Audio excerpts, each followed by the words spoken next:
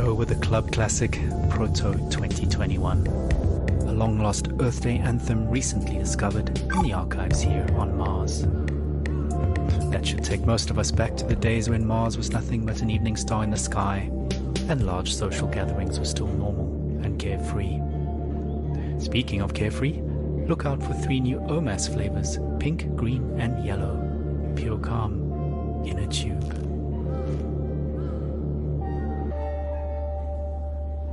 Right, moving on. As always, we've collected some stories from our beloved callers, and up first is a young man who might just be the luckiest one of us all.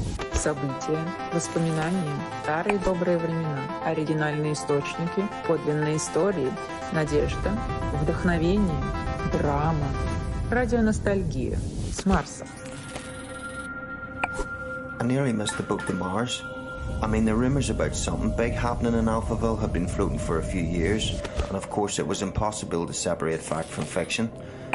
At that time, I barely made it through insurgent territory to this floating ghetto about an hour away from Alphaville by motorboat. I won't go into detail, but the crew I ran with bribed an outpost guard to go have a really long piss, while we used his comms to access their infranet. Their information turned out just as distorted as ours, but we found one channel that changed everything. Some bright spark in Alphaville had made colour-coded spreadsheets of shipping data a monkey could understand. Imports into Alphaville were off the charts, while exports had zeroed out completely. I mean, nothing was coming out, even on the black market, which incidentally was fully accounted for, meaning it had to be sanctioned all along. So we knew something was up. Of course Alphaville media spun this situation heavily. The insurgents were blamed for everything, disrupting supply lines, stealing aid and so on. But it was really Alphaville stockpiling on a scale unseen in modern history. What tipped us off that they were planning to leave Earth is what they were stockpiling. Fuel, fuel, fuel. Specifically, dinitrogen tetroxide and hydrazine. Old school. But they're chemicals used as rocket fuel.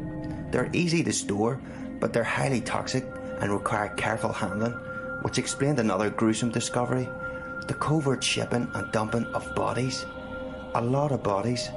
There were so many that some of those bodies had started washing up in our neighbourhood, so toxic even scavengers stayed away. Coincidentally, it suddenly became much easier to get a multi-day work pass into Alphaville. We were so hungry and focused on other resources, we didn't make the connection. We assumed the workers were skipping on the visa. In fact, I was planning to do the exact same thing. So actually, I lucked out. I'm a small guy, and Alphaville was so strapped for labour at that point that I was given an unscreened pass and ended up in heavy labour, moving enormous containers into storage with mechanical suits, but it didn't fit them. So I was just given a scanner instead and told to scan serial numbers all day. It was very hard to breathe, so I traded for a spare hazmat suit from a drunk guard and put it on. Not unusual at all to hang out all day in a hazy. Technically just walking outside required one those days. That's what saved me, twice. Whew. I mean, hindsight is 20/20, but those containers were the rocket fuel, and in no way was it being stored and transported safely. All those guys died, withered to skin and bone. Nasty stuff. Again, it was all hidden in plain sight. Hell, we were all skin and bone at that point. We just assumed everyone was starving. I only got onto one of the last ships up to Mars because I was in a hazmat suit and holding that scanner, which I think had stopped working within the first days of my assignment. I never told anyone, and no one ever asked. I guess I was confused with security or something. All I remember is being yelled at, rushed into a shuttle, and then everyone patting me on the back and calling me Scully, the name embedded in the biometrics of the suit. I never saw my crew or the sky again.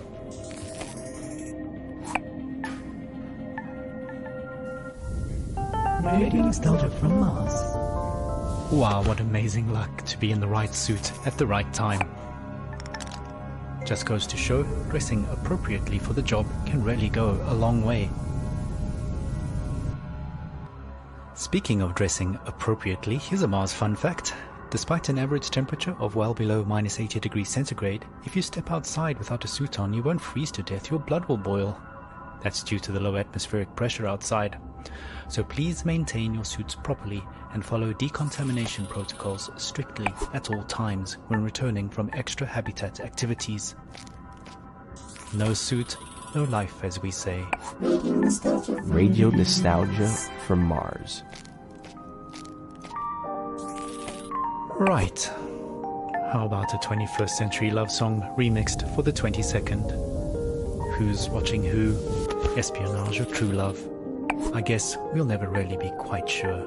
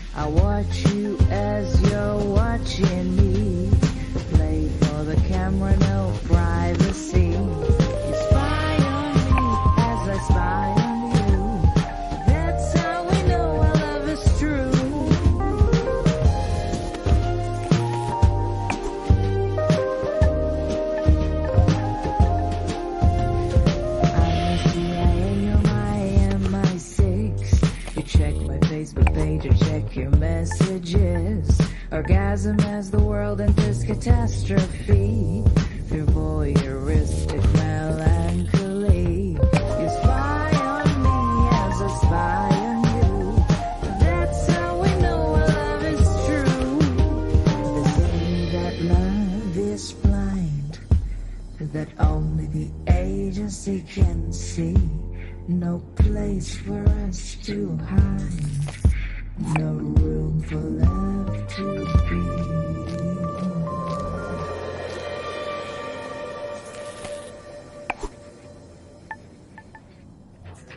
You're home away from home.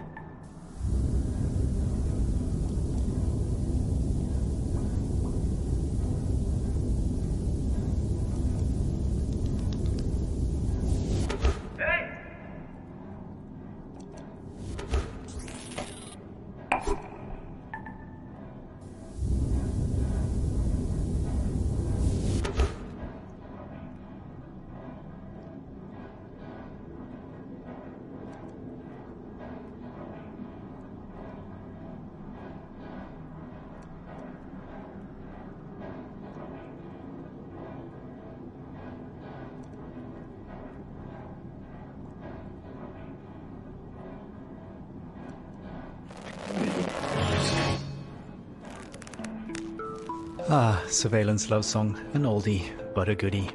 Sophie Jazz reminding us that love remains as complicated as ever, despite our patented matchmaking algorithms and genetic profiling. On the subject of complications, the Mars Time Conglomerate has asked me to mention that even though a Mars sol is 40 minutes longer than a day on Earth, you do not have to manually add 40 minutes to your clocks every sol. We are officially on Mars clock time, so every second, minute and hour across all systems and devices are 2.7% longer by design. I know it's confusing at first, but just keep time as usual. For all practical purposes, we live a 24-hour day up here, just like we did on Earth. Слушайте радио носталгiju sa Marsa. Okay, on with the show. Well, we've had...